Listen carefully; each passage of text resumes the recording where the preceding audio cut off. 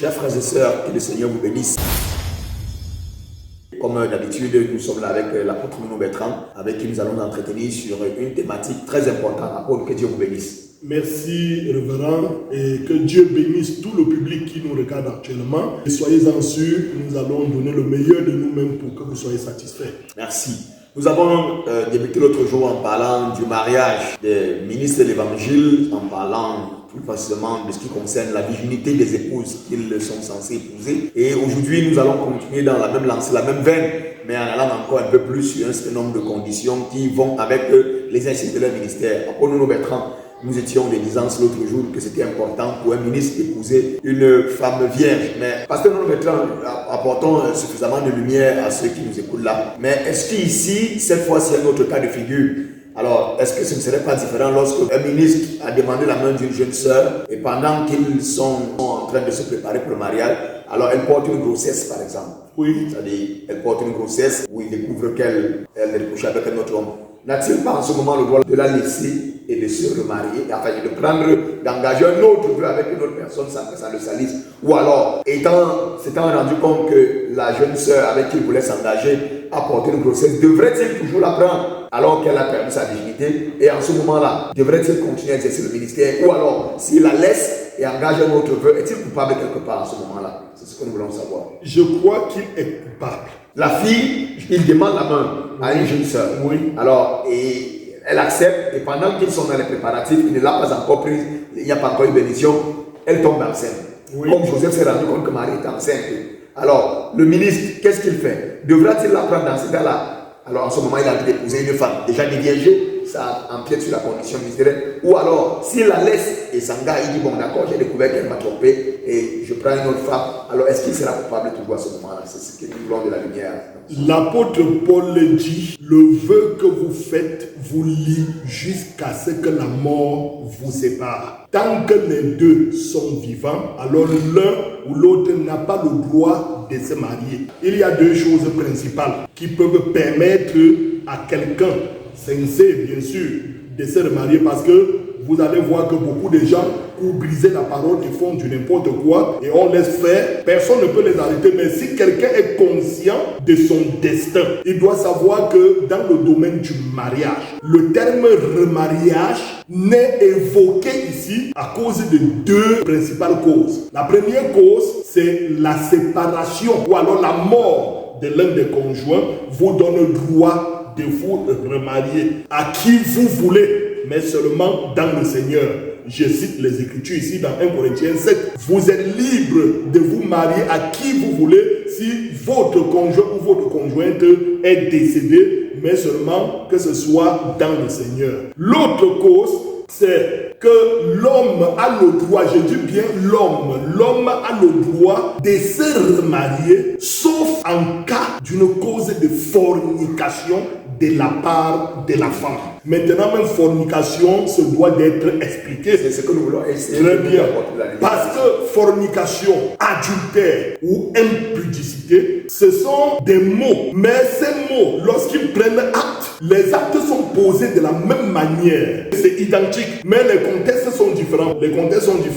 Celui qui commet adultère, c'est une affaire de relations sexuelles. Celui qui commet fornication, c'est une affaire de relations sexuelles. Celui qu'on dit qu'il a commis l'impudicité, c'est une affaire de relations sexuelles. En fait, c'est le même acte qui est posé. Mais pourquoi ça prend des noms différents? On parle de l'adultère lorsque c'est une affaire qui a été, une erreur qui a été faite avec une personne mariée. Alors vous commettez adultère contre votre époux ou votre épouse. Ça devient fornication lorsqu'elle est partie de l'étape d'impudicité. Pendant votre vie de célibat, vous avez commis l'impudicité, c'est-à-dire que vous avez commis l'acte sexuel avec quelqu'un comme vous, et au moment donc d'entrer dans le mariage, l'homme qui vous demande la main pour être désormais votre époux, alors avant que vous entrez dans le mariage avec cette personne, vous devriez vous confesser, faire savoir à cette personne l'erreur que vous avez commis qu'on appelait impudicité. La personne vous pardonne et vice-versa,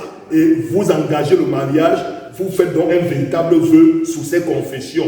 Maintenant, au cas où vous cachez la chose, Vous vous cachez que vous aviez déjà été déviergé entre-temps, bien que vous étiez célibataire. Quand vous cachez ça à l'homme qui veut vous épouser et qu'il le découvre plus tard, même si vous êtes déjà avec lui dans le foyer, on dit donc là que vous êtes coupable de fornication. Fornication, c'est une vie impudique menée avant le mariage, donc qui n'a pas été confessée. Ça prend le nom fornication. Et pour ce cas-là particulier, si l'homme découvre, il a le droit de vous répudier et d'en épouser. Peu importe, même si vous avez déjà 10 enfants avec lui.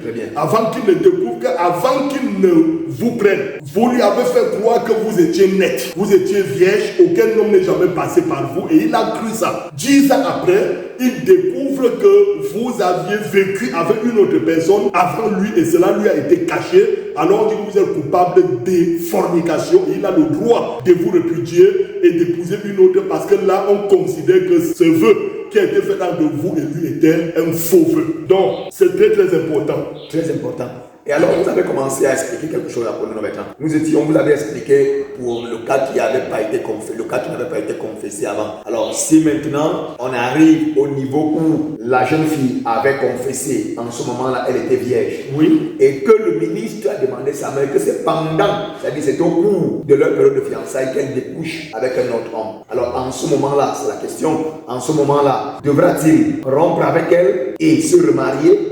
Ils sont déjà fiancés, c'est-à-dire là, ils ont déjà fait un vœu. Le ministre a aimé une fille, oui, une sœur, il a porté son dévolu sur elle. Ils ont fait le vœu, ils sont fiancés, oui, ils sont mariés. Oui. Mais avant la concrétisation du mariage, il y a eu une erreur, c'est de ça que vous parlez. Il y a eu une erreur de la part de la jeune fille. Oui. Peut-être elle est allée coucher avec un autre homme, peut-être à la suite de ça, il y a même une grossesse. Oui. Bon, la grossesse n'est que la conséquence de cette erreur. Disons qu'elle a trompé son fiancé, oui, au cours de leur fiançailles. Un ministre. Un ministre. Oui. Mais cependant, le vœu qu'ils avaient fait était sincère. Oui. Elle n'était coupable de rien. C'était sincère, mais avant la concrétisation de leur union, elle a commis une erreur. Elle a trompé le ministre. Est-ce que le ministre donc a le droit de la répudier et d'épouser une autre? C'est ça la question. La réponse sur deux plans, sur deux dimensions. Oui. Première dimension, il a le droit de la répudier. Oui. Il peut la répudier pour cause d'infidélité vis-à-vis de lui. Il peut la répudier pour cela. Maintenant, alors, peut-il se remarier? Peut-il prendre une autre et continuer à exercer le ministère? La réponse encore sur deux dimensions. Il n'a pas le droit de se remarier. Avant qu'on en arrive au ministère, peut-il se remarier et continuer à exercer le ministère? S'il n'a pas le droit de se remarier, ça veut dire tout simplement que bien qu'il ait reçu le droit de la répudier pour cette trahison ou pour cette infidélité, oui, ça ne lui donne pas le droit de se remarier parce que le vœu qu'ils ont fait continue à les lier. Maintenant, en tant que ministre, je crois que si vous aviez un ministère, oui, comme j'ai toujours dit, Dieu protège ses dons. Dieu veille sur ses dons. Si vous aviez un ministère et qu'une telle chose arrive, moi, je ne sais pas quoi répondre à ce niveau. Dieu est souverain. Mais s'il faut réfléchir maintenant en tant qu'homme, je dirais peut-être c'est arrivé tout simplement pour te prouver que ce que tu croyais n'était pas réel, ce n'était pas Dieu.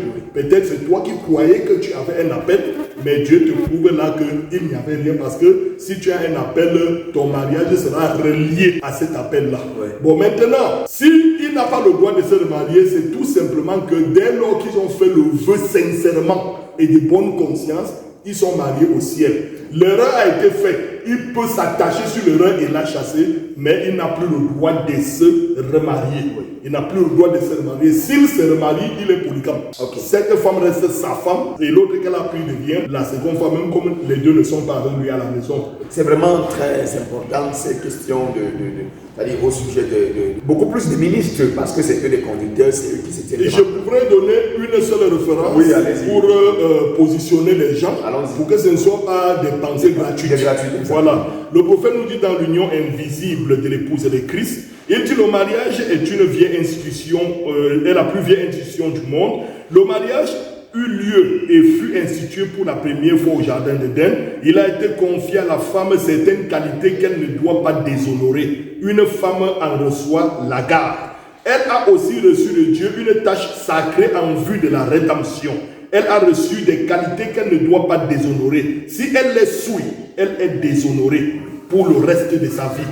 Peu importe qu'elle soit pardonnée, elle ne peut pas être justifiée. Je reviendrai là-dessus dans un moment. Je prendrai un passage de l'Écriture qui traite de cela dans quelques minutes et elle peut être pardonnée de sa souillure, mais elle ne peut plus être justifiée dans cette vie. Cela la suit toujours. Au paragraphe 38, il dit, remarquez, nous voyons maintenant que son corps est un réceptacle et par conséquent, c'est un dépôt sacré qui ne doit pas être souillé. D'abord, je vais citer 3 choses dont elle ne doit pas s'éloigner. Maintenant, ayez à l'esprit qu'il s'agit de l'Église pendant que je m'adresse à la femme naturelle, comme Paul le fait ici au 7e chapitre des Romains.